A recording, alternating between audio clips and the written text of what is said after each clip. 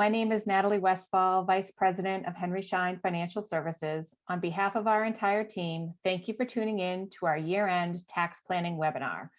As a reminder, this webinar does not qualify for CE credits. I'm joined today by Bob Gray, CPA.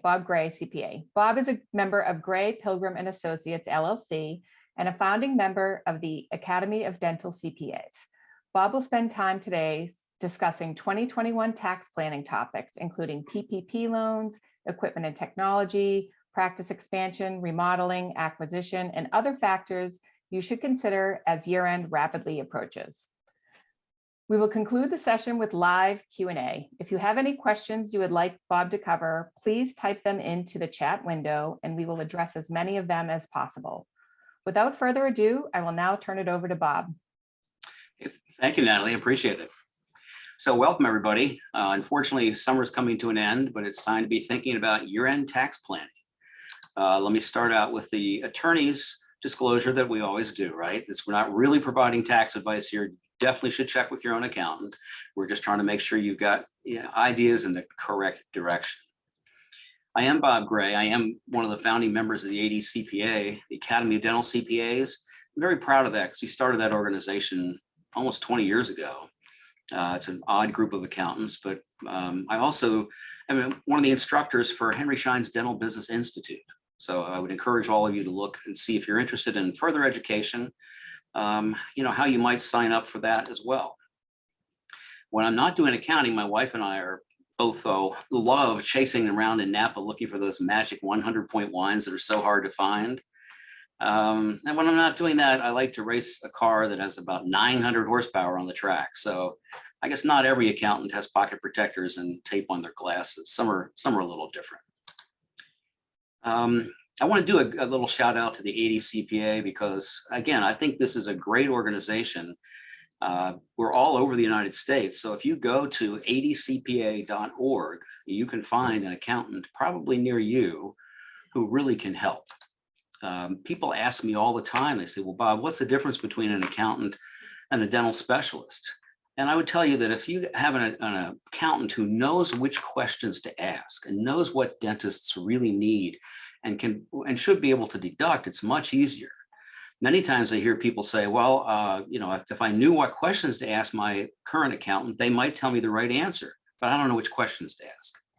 And so I would encourage you to say, like, again, if your current accountant doesn't know mesial from distal and can't point to tooth number 8, just consider finding one who can.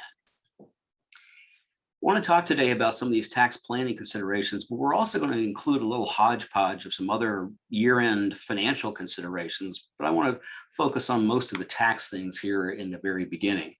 I am going to leave some time at the end for questions, so don't hesitate to do it. You've got an accountant right here.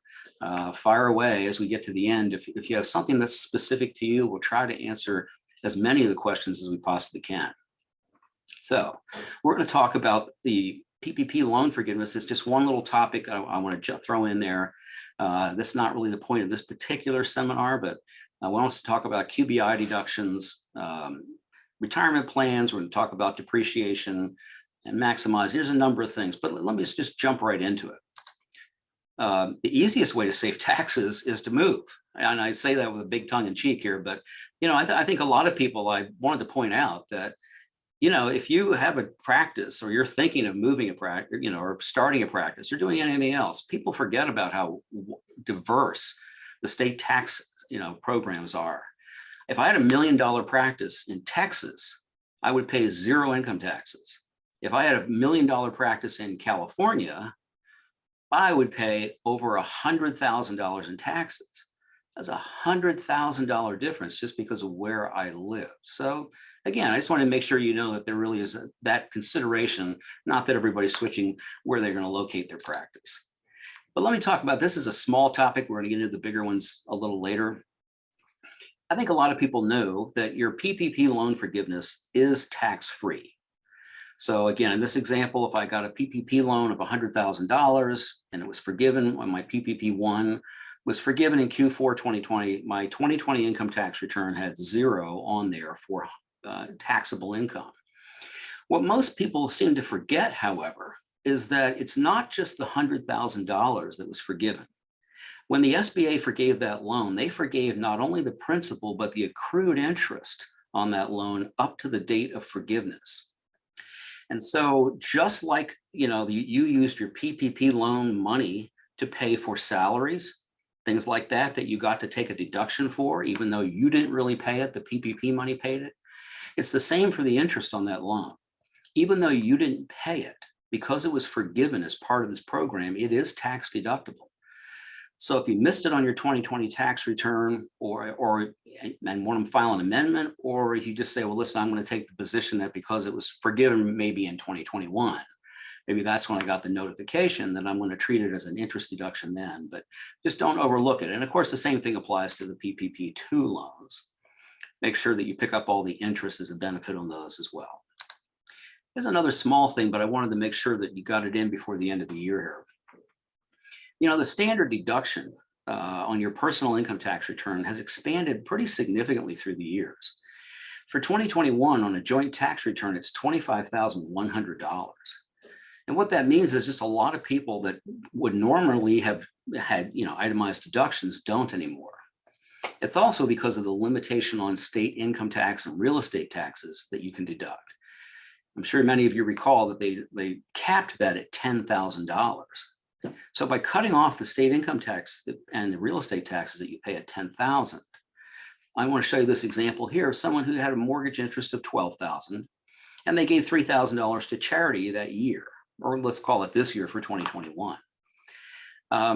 You can see that that's only $25,000, so they'll get the $25,100 standard deduction, and technically none of their charitable contributions are tax deductible. They were, like I say, they were wasted because you would have gotten the same amount of a deduction anyway. But look over in the other column. If you say, well, listen, I'm in the habit of giving $3,000 a year to my favorite charity. What if in December this year, you gave them not only this year's contribution, but you gave them next year's in advance? You can see what happens then is you get the $6,000 charitable contribution, same basic cash flow overall for you as a donor. But look what happens is you wind up now saving about $1,160, assuming you're in a 40% state and federal tax bracket, just because you accelerated those and got them into a pile that would actually increase your itemized deductions. So if you're doing some gift planning, again, keep this in mind when you look at your itemized deductions. Let's talk about another one of the things that people need to consider as they're going into the end of the year, okay? It's called the Qualified Business Income Deduction. It's been around since 2018. And if you have business income and your income is within certain limits, we'll come up with that, talk about that in a minute, you can actually deduct 20% of your business income and just throw it away. So if I'm an independent contractor, sole dentist working for someone, I make $200,000 a year, I can just throw out $40,000 of that money and not pay income taxes on it. So that's a pretty big deal. I mean, you need to make sure that comes into the plan. And the reason it's really important for S Corp owners. For S Corp owners, some of your money comes to you in the form of salary compensation. The rest of it comes from dividends on a K-1 form. The money you get as salary is not eligible for that QBI deduction. So repeat that, not deductible. That's important. It's only the money that flows through on the K-1 that is deductible or qualifies for the QBI deduction. So when you're looking, if you say, I have $400,000 of practice income this year, how much would you have wanted to be K-1 versus W-2? Well, for this, obviously the answer is I wanted all of it to be K-1 and zero W-2, but the IRS requires S Corp owners to actually take what's called a reasonable salary. Now, again, that's reasonable. There's court cases after court cases about what's reasonable, but think about what you would have to pay an associate at least to do the work you do. And I would even argue that because some of the larger corporate players are paying 25% of collections to some of these docs, that's probably the minimum that they would accept. But again, make sure you balance that. And I want to remind you that, again, PP loan 1 or 2, none of that has any real bearing on this. Let me talk about now one of the big topics, and this is something that has a lot more impact on your income taxes than some of the little things we were just talking about here. And that's purchasing dental equipment. the questions come up all the time is how does that really affect my taxes? And I want to take a much deeper dive into that as we go on here today. Let me talk about, the depreciation and bonus depreciation in Section 179. Section 179 for this particular year is limited to $1,050,000. And again, throughout the years, Section 179 started out at $25,000. I mean, it used to be a really small number. It kept growing through the years. And again, this Section 179, I should back up and say that it's really just the IRS code section that permits you to take equipment that would otherwise be depreciable over time and just write it all off in the first year, or any portion of it. You can pick half, some, all, none, whatever you want to do. And that's been around for a while. And to qualify for that, you cannot buy any more than 2.62 million in total equipment. So that keeps the big corporations away from being able to take this one. This was intended to be a smaller business deduction. But what makes it really confusing is that several years ago, bonus depreciation came around. This is totally different than Section 179. They both fall into the category of accelerated depreciation, but bonus is really just a different tax code section that says I can write off 100% of whatever I buy in the year that I purchased it. 100%, and there's no limit. So people always ask, well, then why would I ever take Section 179, or what's the difference, right? I would just tell you that the only real difference, it comes back down to state taxes. Because I could write off $100,000 worth of equipment and just check the box to say 179. I could check the box and just say it's bonus depreciation. And for federal tax purposes, it would not have any difference whatsoever. What it does change, though, is depending on what state you live in. If you're in a state like Texas, you don't care. It doesn't have anything to do with estate income taxes. However, if you're in a state that does follow the IRS code section rules, that's fine. But if you're in a state that modifies it, and many states, California is a good example of a state that will not recognize the accelerated depreciation in the same method that the IRS does. States like Pennsylvania cut the Section 179 deduction down to $25,000. They never went past the first iteration of 179. So you have to look at your own individual state income tax rules to decide whether bonus is better than Section 179. So that's, again, talk to your accountant specifically about that. But from a federal tax purpose, just realize throughout 2021 and to the end of 2022, unless Congress gets their fingers on it and makes a change here, 100% of your business, of your income you purchase, your equipment you purchase is tax deductible. So keep that in mind. It's a huge difference. Let me give you an example. Let's just say you bought $150,000 worth of equipment coming up here shortly on November 1st.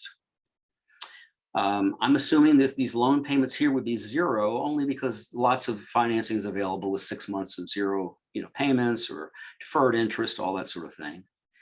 But because it's $150,000 of it, most of you would save about $45,000 in taxes for that purchase. And that's being conservative, depending on the rest of your income. And you would also, what people forget is to get a reduction in the amount of estimated tax payments you have to make now for 2022 coming up. So remember, on April 15th of 2022, you're making estimated tax payments that were based on the tax you paid in 2021.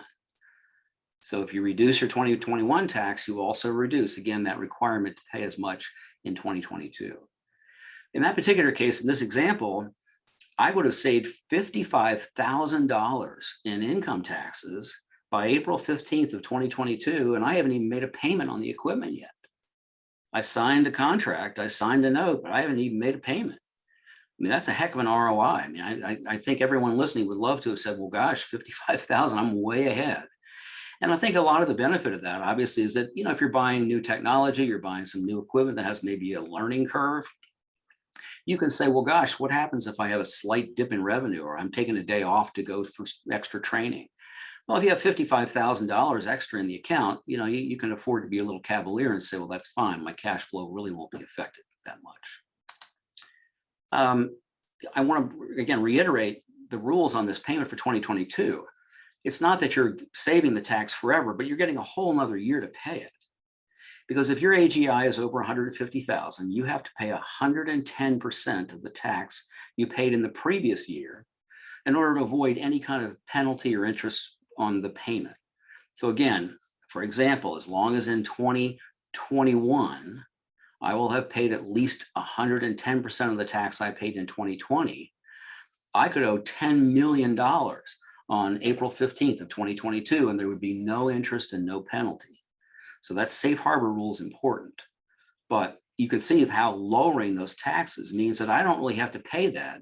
In my example, you would be saving another $40,000 in cash flow throughout 2022, and you wouldn't have to pay that money till April 15th of 2023. And again, I don't know anyone who, if I said to you, here's $40,000, you just hold on to this and give it back to me on April 15th of 2023, I wouldn't think that's a pretty good deal, right? So again, it's not just the first year's cash flow, it's the second year's cash flow that people fail to remember, but it's an important part when you're looking at making a major capital improvement.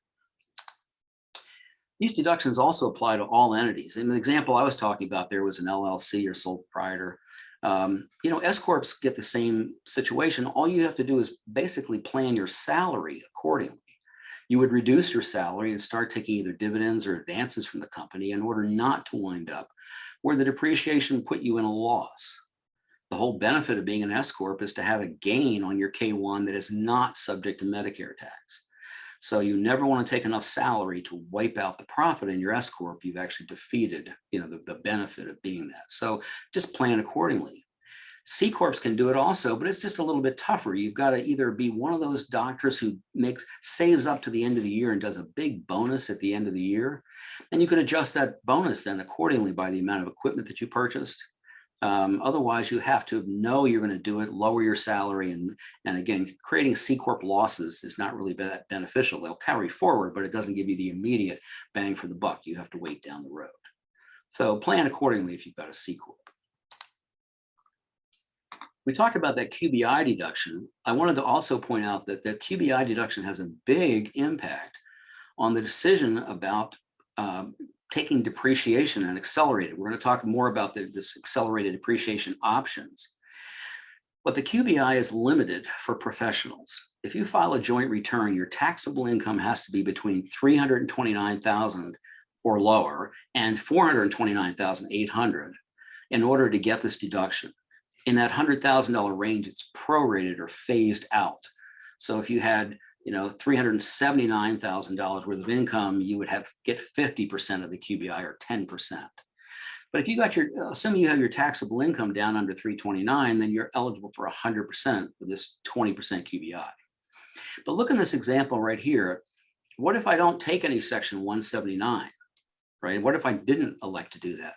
You could see I would not get any of the QBI deduction because my taxable income exceeded those limits.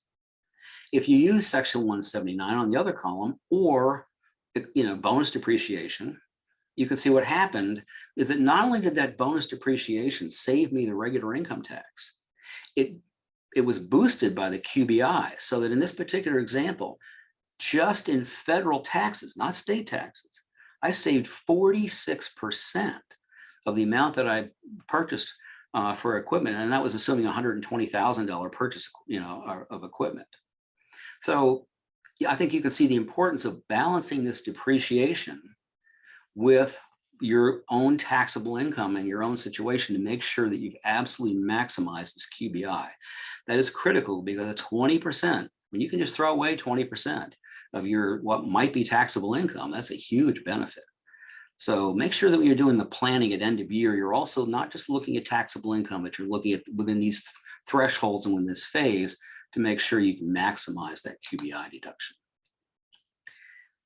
Let me talk a little bit about the other practice expansion.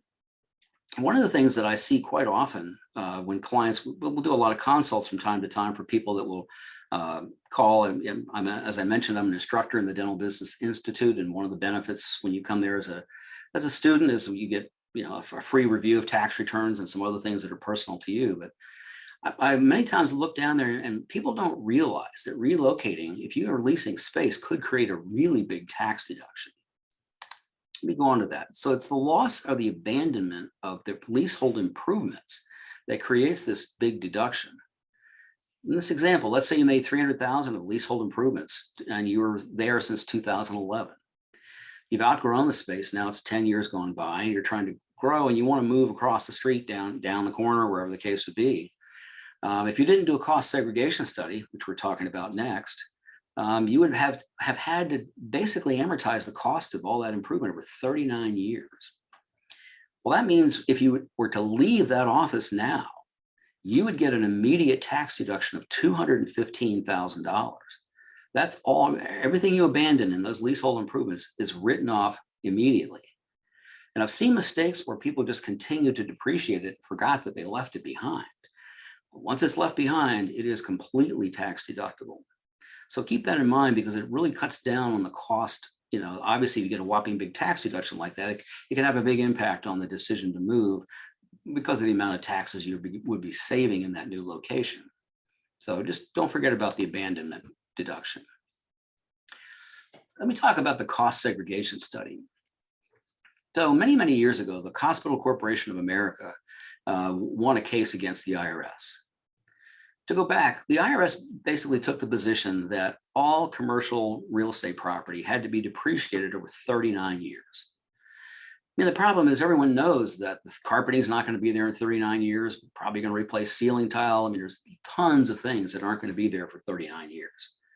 So the Hospital Corporation of America just fought the IRS and said, no, we're going to take our hospitals and we're going to break them into little pieces. And our flooring and our electrical and all those things are going to be depreciated on the real useful life that we think they have. The IRS fought them and then they lost, which was a huge win for taxpayers. In retaliation, I would say that the IRS said, well, okay, if you're going to do cost segregation studies, though, we want a very complex set of rules that you have to follow for engineering studies, things like that. So it does require a little bit of homework. But I would tell you at the end, anytime you can turn studs and drywall into Section 179 and bonus depreciation, that makes a huge difference. Let me just give you a really quick example here. If I had $1 million building, ultimately 39, in a 40% tax bracket, I would get $400,000 in tax savings, right? The problem is if it's over 40 years, and it's 39.5, as I said before, but you get a half year the first year and a half the last. So it takes 40 years to depreciate a building. That's only $10,000 a year for 40 years. If you do a cost segregation study and you break that building down into its components, conservatively, I often see buildings that are at least 20% in the 5-year category, 20% of the cost of the building. I've seen it as high as 33. But all of that stuff that's in that 5-year category is eligible for Section 179 or bonus depreciation. And in my example here, you have an $80,000 tax savings if you did this cost segregation study. And when did you need the tax savings the most? It's when you just took out $1 million in building costs and then you have a big mortgage and a lump in your throat, right? That's the time you want those tax savings. So make sure that if you've embarked on any big building projects, big additions, anything like that, that you actually look to see that you're not depreciating everything over 39 years. Just open up your taxes and take a quick peek at that depreciation schedule. Because if it all just has a 39 on useful life after that, consider doing one of these cost segregation studies. The actual studies are pretty complicated. Many of the companies, though, that we deal with do them for free. They do a whole analysis about the depreciation, that sort of thing. But what you really need to remember is that we're just talking about breaking a building down into its components here, right? That's how we get the rapid depreciation. And this is a sample if you owned $1 million building. But I want to just point out, this is a sample of just 500,000 in tenant improvements. So you didn't need to buy the building in order to get the benefit of a cost segregation study. You could be a tenant in a strip mall or wherever, and if you did the build out, you again would get all the benefit of this. The difference you can see in this particular case, though, is 45% of it went to 5-year property because you're not really putting up the load-bearing walls or the roof or the things that don't qualify as much. You're doing the things that do qualify for these shorter depreciation lives. So that's important. Again, just all you really need to remember is this breakdown. It's all either 39 years or I get to break down the pieces. And the reason it's important, I want to everyone knows this is an outlet, right? Not really. Now the question is what's plugged into that outlet? Because if I have a fax machine plugged into that outlet, it becomes a fax machine qualified for, again, immediate section 179, but it's not just the actual outlet itself. It's all the wiring and all the breakers and part of the, the actual building permits go right down to, this might be a $380 tax deduction for that simple outlet. Another quick example, this is just a sconce, right? A light, but it's not considered necessary or functional. And so it's decorative and therefore, again, it's immediately tax deductible. But think about all the infrastructure, the plumbing, the wiring, and everything else in the dental office, and you can see how quickly all of that infrastructure goes from a building into equipment. That's the big benefit. What doesn't qualify are load-bearing walls, and land never qualifies. But the rest of what goes into a dental office may very well be, and we talk about studs and drywall, many times the walls between operatories are just considered sound barriers for patient confidentiality. They're not really holding up the building. And again, that becomes dental equipment. So I want to just emphasize there's a huge difference between potentially having one of these cost segregation studies done and not. The other thing that I want to talk about is the actual timing on these things. In the examples we've used, this really same kind of concept qualifies for both cost segregation studies and that section 179 or bonus depreciation. If you can see on the left, there's the tax brackets that the IRS has established for 2021. For married people from 0 up to $19,900, you're in a 10% tax bracket. 10%. So think about it.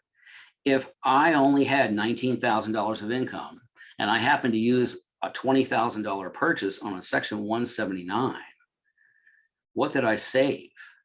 I only saved 10%, right? Well, taxes are on sale. To me, in the 10 and 12% bracket, they're on sale, right?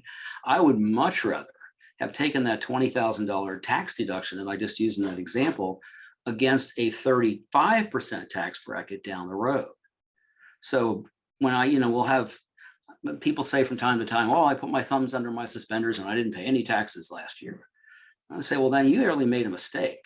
Because again, they were on sale. If you, in order to get your taxable income down to 0, you are wasting write-offs at a 10 to 12% rate. The next bracket immediately jumps to 22. Who wouldn't rather have a 22% tax deduction than a 12% tax deduction for that same piece of equipment? So that's why I say it's really critical when you look at these things to plan accordingly. And the reason I bring this up against the cost segregation study is if you just built a building, you probably have tons of deductions for the equipment, right? You've already got plenty of deductions. You may not even need to do the cost segregation study the first year. The beauty of the rules on these cost segregation studies are that it says that it actually goes back and picks up the depreciation that could have been taken all in the year that you actually do the study. So think about it. Year 1, I built a building. I got all this new equipment. I've got plenty of tax deductions, right? And so then I wait till year 2, maybe even year 3. And all of a sudden I go back in year 3 and pick up all of that depreciation that I could have taken in the first 3 years. By year 3, maybe my practice has grown tremendously in the new building. My taxable income is way up. And that was the time I really wanted that tax deduction. And again, could use it in these higher 30-ish% brackets, high as 37. We all know that if Biden has his way, the tax rates are going to go up to 40% and could even be higher. If you look at the actual proposals that are out there, it's pretty scary. I mean, people live in California could be paying 60% state and federal tax combined if the worst of these proposals go through. So again, you can see the importance of what I call not drifting through these brackets. You want to stay, you want to just remember the taxes are on sale at anything 12% and below, in my opinion, anyway. So, and the timing on these cost segregation studies is flexible. You can pick when you want it to occur and which tax year it's going to apply to. I have to throw in one other comment just about debt consolidation. we've never seen interest rates this low. This is like all-time low, right? And I think a lot of people just get in the habit of paying your loans, right? They just come automatically out of my account, or I really don't think that much about it. I'm not really looking at it because I've just been used to paying these loans. But there's a really just quick, simple example. If, I did my initial practice startup loan and I borrowed $300,000, maybe my payments were about $4,300 a month. Now, a little later on, I came on and I equipped another operatory, did a few things and borrowed another $100,000. My payments are $1,900 on that. That's $6,200, obviously, those two loan payments put together.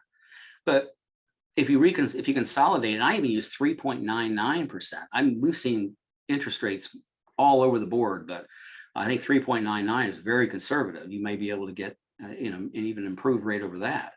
But you can see if you immediately pick up $700 a month in savings just by reducing your interest rates. So again, pay attention and make sure you're looking at what the interest rates are on the loans that you have and whether consolidation, might be something that you should consider.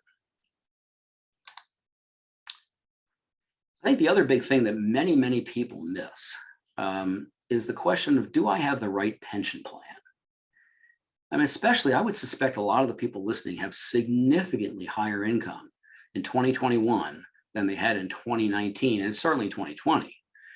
But many, many of the practitioners that we deal with have seen tremendous growth. I mean, all the money the government poured into our spending power here over these PPP loans and extra unemployment and things have put people on the spend. It's impossible to get some items. I mean, gosh, who would have thought in the middle of a pandemic, things like a Rolex watch would be impossible to find? So again, adding all this money to the economy has done some great things, but it also means that if your income is up, maybe you don't have the right pension plan.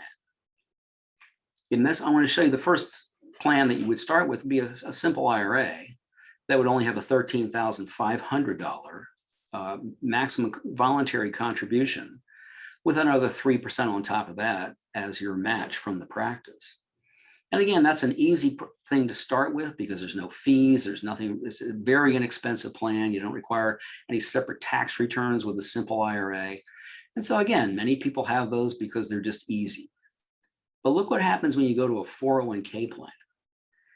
You can put $58,000 or $64,500 if you're 50 or older into a plan that year.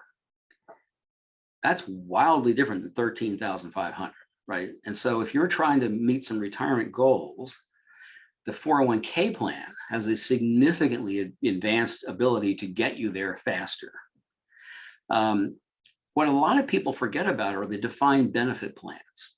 So all pension plans fall into one of two categories. They're either defined benefit or defined contribution.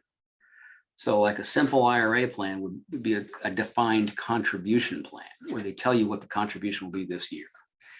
A defined benefit plan does the opposite. It says, let's say, the definition of that might be, I want 80% of the average of my highest 5 years of income forever, starting at age 65 retirement, maybe age 60, whatever. So you've defined the benefit that you want to get. Now it's just a mathematical model that says, okay, how do I get there? And after the actuaries get done with their, backing into how, if I put this much money away per year, I could achieve that goal. You're allowed to go to a maximum of $230,000 in these plans. A lot of people don't know about these plans. And like I say, it's something to make sure that if your income is really up, you don't have to put $230,000 in. You could certainly put less, but remember that they're age-based. And so in many times in a dental practice, the doctor may be significantly older than the average of the employees that are working there. If that's the case, I've seen situations where doctors can put away $200,000 for themselves and the total staff cost was under $20,000. So they took a $220,000 tax deduction in that example, and 200 of it went to their account. So again, with the right, census of employees and the right combination, they can be really powerful. The other thing though is that people don't realize you can combine these two. You still can't max out more than 230, but having a combination of a defined benefit plan or a cash balance, that as they're called in some cases, combining that with a 401k gives you the benefit of having a voluntary contribution that you've made into the 401k plan, which nobody else had to match or deal with for most cases, and then still put up to $230,000 on top of that to get to that point, which means your employee cost might be significantly lower when you put these plans together. And again, there's no limit. You don't have to put away $230,000. Just remember that if I'm not perhaps satisfied with a $58,000 tax deduction, then I just like to go to 100. That combining these plans is one of the ways of trying to get you there. So just stop and ask yourself, do I have the right pension plan? And if my taxable income has changed or my goals for retirement have changed, the answer to that may be no. Now's the perfect time to fix that problem. I need to throw in a little thing at the end here towards what tax deductions that I see a lot of dentists miss. And one of the easy ones, I think, is just that, we see a lot of young grads that are treated as LLCs or independent contractors, working as an associate somewhere. So they have their own separate tax return. When you were in dental school, you probably bought books, articulator, loops, all kinds of things you could have purchased when you're in dental school. When you bought them for educational purposes, they were not tax deductible. But when you take anything you purchased for educational purpose and convert it to business use, it becomes tax deductible at the used value of that piece of equipment or that item. So it could be a whole library of dental reference books. It could be, again, loops, articulator, that sort of thing that you want to make sure that you've taken an inventory of. And now that you've placed them back in service, but as a business, not as an educational service, those things should be tax deducted on that LLC or that recent, the individual tax return of the associate.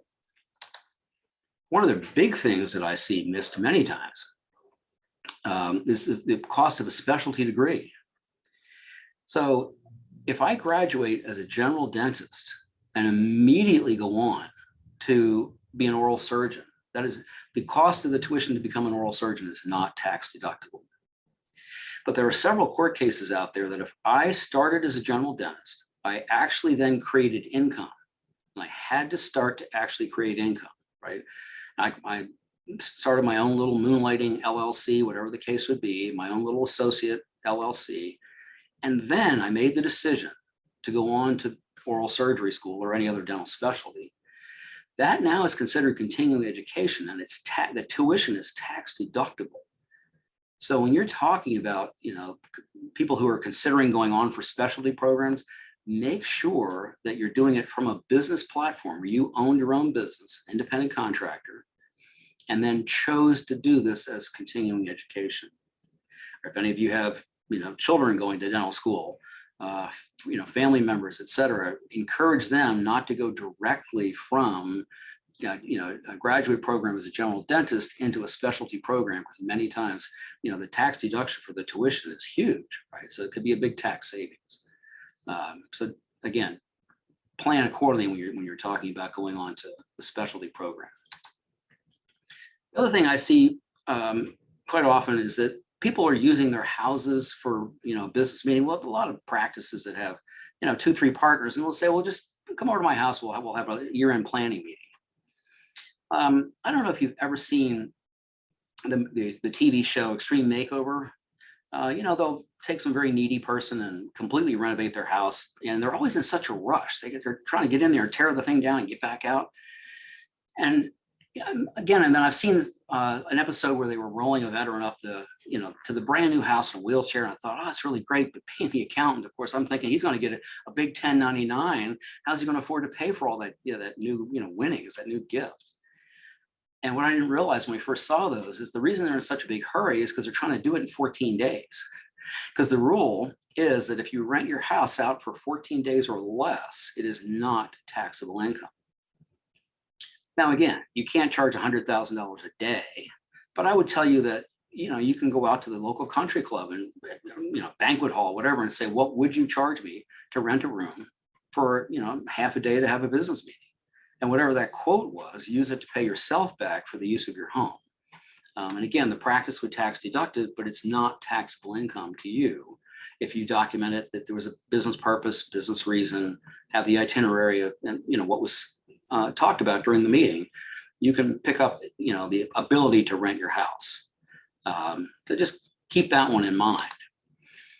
Another big thing is family limited partnerships. I see this missed quite often.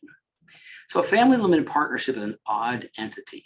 It's a partnership like all others, except the actual general partner, because they're all family members and they're all by the rules of attribution considered one. The general partner can pick which one of the family members gets any portion of the income for that year. So again, I could be dad and I could own 99% of the family limited partnership, and I could have my 20-year-old going to college who really needs the money. And if I had income in this FLP, I could just what they call anoint or direct all of the income to my 20-year-old child and put it on a K-1 form for them. So again, and especially when you're trying to income shift with other family members, brothers, other across families, these can be huge. And that's why it's an excellent entity to consider for owning a building. As a general partner of an FLP, you control all the decisions. None of the other partners get to vote on anything, but you also control those distributions of profit. So it's a great way to say, listen, if I put my building in this FLP, I could then gift small portions of this every year. Because remember, $15,000 per year per person is the amount any one person can give to another, completely gift tax free. So if you and a spouse owned the building, you could give $30,000 per year to each child in this particular example without having any income or gift tax ramifications. And getting that building out of your estate while still having control over the whole thing is really, really very, very beneficial. Again, it's also a great way to give income to a child that doesn't even have to work. They don't really have to do anything to be there. They just have to be a partner. I think it's really important to think about this because I don't know if anyone's listening to the news, but wow. The current estate tax exemption is $11,700,000 per year. Congress's plan that I just read yesterday drops that to $6 million. Now, for a lot of you, maybe you say, well, listen, I don't have $6 million and I'm not worried about it. But I think many of you in listening to this we have quite a few clients who are concerned about this. The reason I bring this up is that one of the provisions in this law said it takes effect, it was in the House version, said it would take effect immediately upon being signed. The other version said, no, it's going to be effective 1/1/22.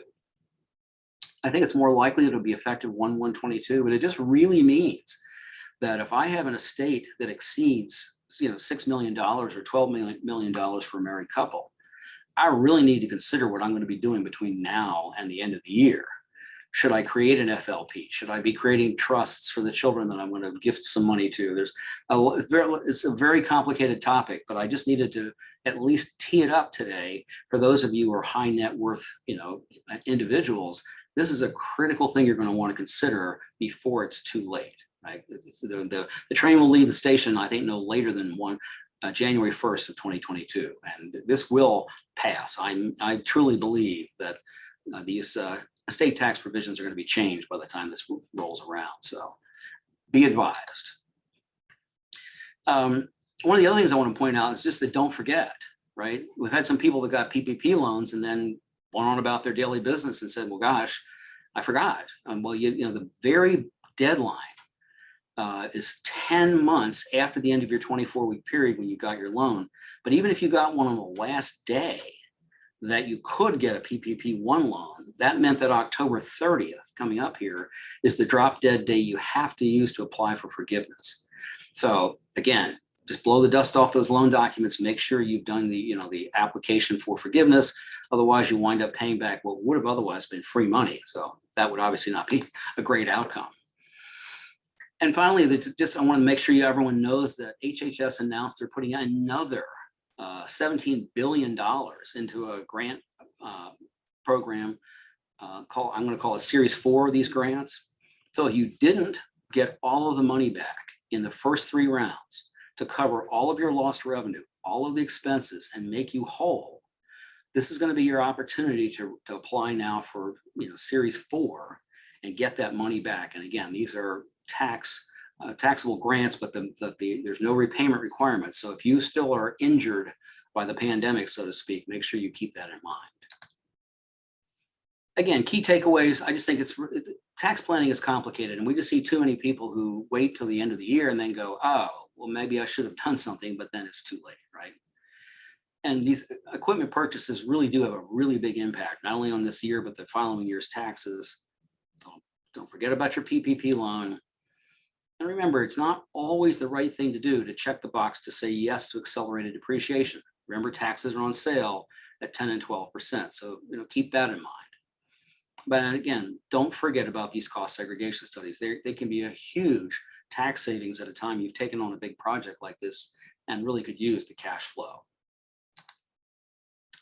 I am happy to take questions. My phone number, my email address is up here.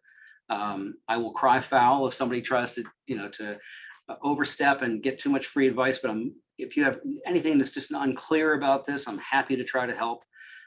Schein has been a great partner with our firm throughout the years. We've been at a great relationship. So I like to give a little value add and do the best thing that I can as well for the customers for Schein. So feel free to reach out to me if you think I can help. Natalie, do you have any questions that have been posted? I sure do, Bob. The first question we got is, what interest are you talking about for a PPP loan? I did not have any interest from these loans. So the interest is, you did not have any interest. You are absolutely correct. And the reason you did not was because it was forgiven. In other words, those PPP loans, the day they were issued, started to accrue interest. There was no requirement to pay it, but they started to accrue interest. And so if I had a $100,000 loan for PPP, by the time the bank actually got the forgiveness notice, they may have forgiven $103,000,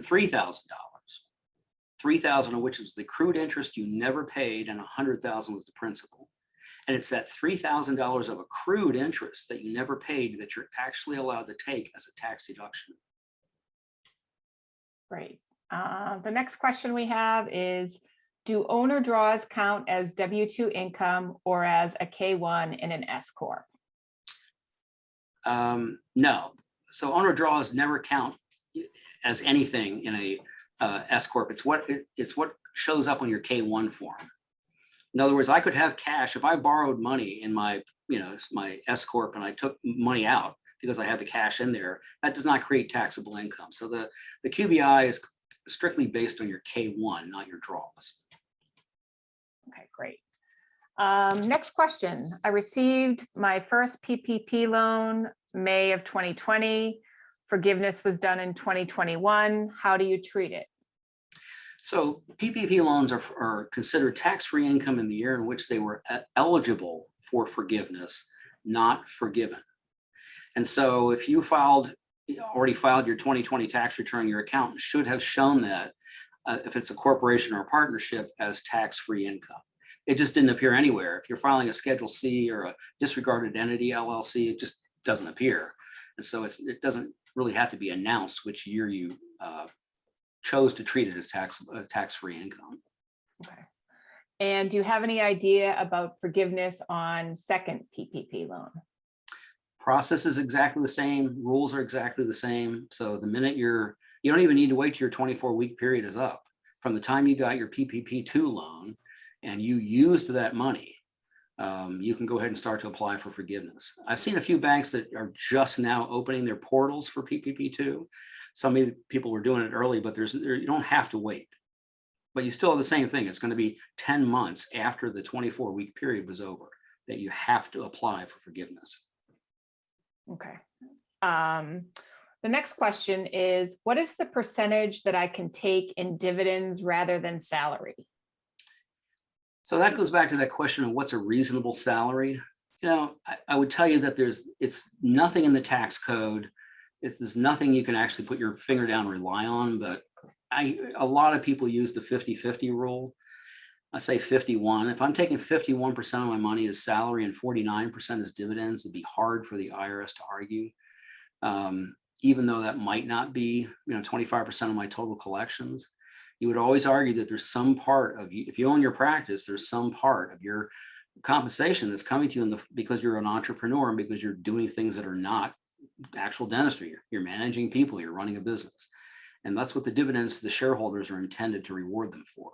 So again, that 51-49 rule, but again, if you have a really large amount of income, there's never a reason to me to take more than say 250, 280 in salary. You can maximize pension benefits. And if you had another 600,000 in dividends, that's fine. It would be hard for the department to argue that, you know, when the average dentist, according to the Department of Labor, doesn't make much more than that, then why would I have to take more salary than that? Okay, great. Next question. Tell me again, why am I an S Corp? Well, because you wanted to be back when, not now. Yeah, unfortunately, the S Corp was the absolute gold standard prior to 2018. At that point, it was the one that everyone would have selected to be as a dental practice prior to 2018. And the Trump administration came in and created this. They took away, several deductions, but they brought in the QBI deduction. And that just changed the landscape for everybody. Everyone who is an S Corp now wishes they were not. So the problem is that by the time you get out of being an S Corp, because you can't just go backwards, you can't go back to being an LLC. That means you've got to actually change, you got to liquidate your company, change federal ID numbers, re-credential with every insurance company. I mean, it'd be a nightmare to try to do it. So I tell most of the clients, let's just try to really work hard to manage your salary versus your dividends on the K1 to maximize that QBI. Okay, great. Thank you. Next one. What do you think about land easement to reduce tax burden? All I can say is run, do not walk away from people selling land easements. The IRS has it on their they call it the hot 13 list. There's 13 ways to avoid taxes that the IRS thinks is evading taxes. And land easements are on the top of that list. So I would just tell you, if you want to get audited, get a land easement. If not, run. Okay, thanks. Next question. Based on your discussion on tax deductions for leased versus owned properties, what are your thoughts as to what's more tax beneficial, to rent or to purchase real estate? Well, unfortunately, that comes down to an individual calculation. You have to have two different columns and say, what are they offering me if I rent it? And what would I have to pay if I had to buy it? Right? You got to compare those two things. There's never an answer that one is always better than the other. Okay, great, thank you. Next one. How much should a tax segregation study cost, and how does one find a reputable company to complete? Gosh, if you just Google cost segregation study, you're going to get a ton of people. But we use a company called CSSI, Cost Segregation Services Incorporated. If you Google CSSI, you'll find some great representatives near you.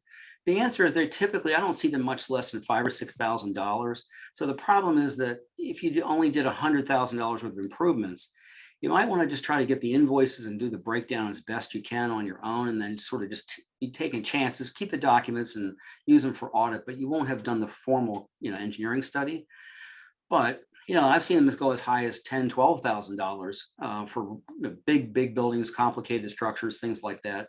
But again, if we're talking about $1 million building, $3 million building, if it was $15,000, it's way worth the investment. So. Okay. Another question here. What do you mean by don't zero out taxable income? Well, remember I said the taxes are on sale at 12%, right? So let's just say I had $100,000 of taxable income for this year, and I bought $100,000 worth of equipment this year. I could take Section 179 or bonus depreciation and make my income go to zero, correct? But if I did that, a significant chunk of that $100,000 write-off only saved me taxes in that 10 or 12% tax bracket. To me, taking a big piece of equipment and only getting a 10% tax refund from that is wasted money. I'd much rather get a 35% tax refund for that. And so by zeroing out your taxable income, you wasted some of that deduction in those 10 and 12% tax brackets. Okay, great. Next question, can you utilize SBA loans to pay off a traditional bank loan? Or No, business that's one of loan? the things that the SBA is very clear about. You cannot use them to pay off other debt. That's not a permitted use of an SBA loan proceeds. Another SBA related question. Will the SBA be willing to grant partial, if not total, abatement of the interest on idle? Is it worth it to ask about this? No, they've been pretty clear that they don't offer that abatement. There had to be there were a couple economic impact zones where they said you could defer the interest. But I would just tell you that, you plan on paying the interest on those loans. Okay, thank you. Another question here, for a new dentist, shall I have LLC instead of S Corp? Oh, absolutely. That's an easy question. Remember I said that all the people who used to or started out as S Corps now wish they weren't. So you as a new dentist have the chance to not have to step in that same puddle. You get to actually start out as an LLC immediately, not taxed as an S Corp. Okay. What should be a minimum building value to do a bonus depreciation study? Kind of back to that same question. If a $300,000 building, let's just say, produced even a 20% in the 5-year category, it's a $60,000 tax deduction. If the thing only costs $5,000 or $6,000, but it created a $60,000 tax deduction, you can imagine you'll still win. If you get down to $100,000, I'm not really sure. It starts to fade away there. But it also depends on the kind of project. If it was all just leasehold improvements and interior walls with no load bearing, you might even want to do it at $100,000. The whole thing might turn into a 5-year, piece of equipment. On the other hand, if it was a brand new building with foundation and parking lot and all that, I don't know how you do that for $100,000, but if you wound up, in a lower bracket, maybe not. But again, most of these cost segregation companies, I know the CSSI is one of them. They'll do a free estimate of what the benefit's going to be. You just contact them and give them the data, and they can send you back hey, this is the cost, and this is what we think you're going to get back. It's an estimate, but they're usually pretty good at guessing. Okay, great. Next question. If equipment is purchased and paid for in 2021, but not delivered until 2022 because of delays, what year is it taxable? Well, this comes up all the time. And let me tell you that I'll tell you the right answer first. The answer is it's not tax deductible until the day it's available for use. That means not only did it get delivered, it got plugged in, it got hooked up, it got whatever you had. It didn't have to actually be used. It could be midnight on December 31 and the installer's putting your last touches on your brand new dental chair, and now it's all plumbed and ready to go, but no patients used it yet. That's okay. That's the rule. Here's the problem. So I wrote a check in December to ABC Equipment Company. I send my accountant my books and I say, I bought a digital scanner, whatever, right? The accountant's not asking to see the packing list. They're not asking you for the day it was delivered. So I would just say, are there a lot of dentists that write the check and take a deduction in the year the check is written? Absolutely, yes. So what happens under audit, right? The IRS agent that does the audit, they don't like extra paperwork. Trust me, I've been through plenty of audits, and the IRS, they're not looking for extra work. So depending on the size of the equipment and how big of a deal it really was, if I'm an IRS agent and I tried to take away a $30,000 deduction, let's say for a piece of equipment for 2021, and I'm going to try to make you then put it into 2022, several years from now, when I'm auditing your 2021 tax return, I have to take it away from them, but then I have to actually go fill out all the paperwork to amend your 2022 tax return to give you the deduction for that year. I don't really want to do that, because all I did was, if it's in the same basic tax bracket, what did I went through all that paperwork and what for? And so I would tell you that I don't see a lot of IRS agents asking for packing lists and shipping documents as well. They're looking for the invoice and they're looking for the check. I'll let you decide whether that's right or wrong, but let's just say that I'm sure many, many dentists do it. Okay, thanks, Bob. In your earlier example of 12K income and applying section 179 on 100,000 equipment purchase and creating a lot less tax benefit, can you apply that loss as a carryover to next year's tax? Correct. What you would do is you basically would just elect, in that example, let's say I bought $100,000 worth of equipment. You would elect to only take a small portion of it as 179, or you would elect out of 100% bonus depreciation and maybe take 30% bonus. You would elect to reduce the depreciation to preserve that taxable income and still pay a little bit of tax when it's on sale at 12%. The rest of the deduction for that equipment would carry forward into the future, hopefully at a time when your tax bracket's higher. Okay, great, thank you. Couple more questions here before we wrap up. If a business is established as an LLC with the state articles of incorporation and operating agreement, but filed Form 2553 as an S Corp with the IRS, is it still that difficult to change tax category to LLC? Yeah, unfortunately, the answer is yes. Okay. I mean, once you are an S Corp, you can go up, but you can't come back down. One more question here. Employee retention credit. What paperwork is needed to access? Well, you had to do that by a Form 941, an amended employment tax report. And you would apply for a refund there or ask that that refund be applied to a future 941 deposit. Okay, thank you. What should I do if I already filed 2020 corporate tax return and did not claim forgiveness on first PPP loan? Remember that because the forgiveness doesn't really affect the tax, it only affects the balance sheet. So again, if I filed a corporate return and I had a $100,000 loan, it would have still just shown up as a liability on my tax return.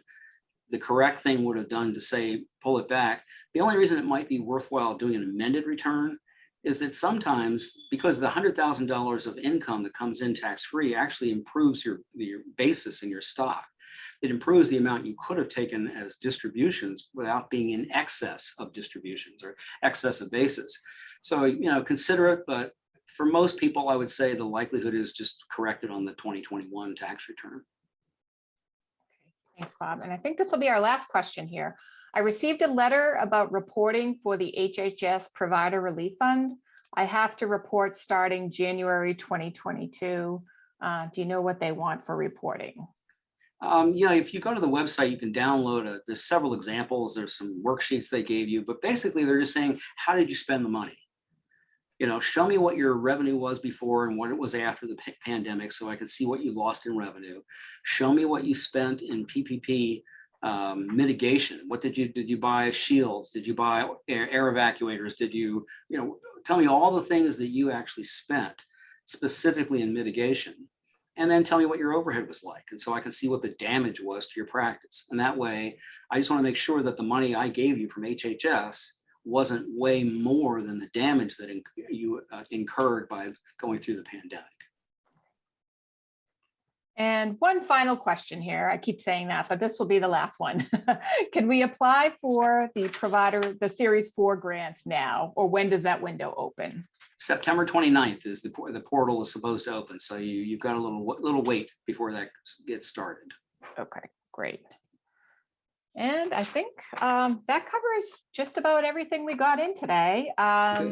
We will, obviously keep an eye on anything we might have missed, and we will be sending out a recording of the webinar, including the Q&A, to all registered participants today. So on that note, I'd like to thank Bob for his time today and his valuable insights on these important topics. There's a lot of information for you to consider here for your business, and we hope you found this information to be very helpful. Thank you for your participation today, and thank you, Bob. Thank you, Natalie. Hope everyone enjoyed it.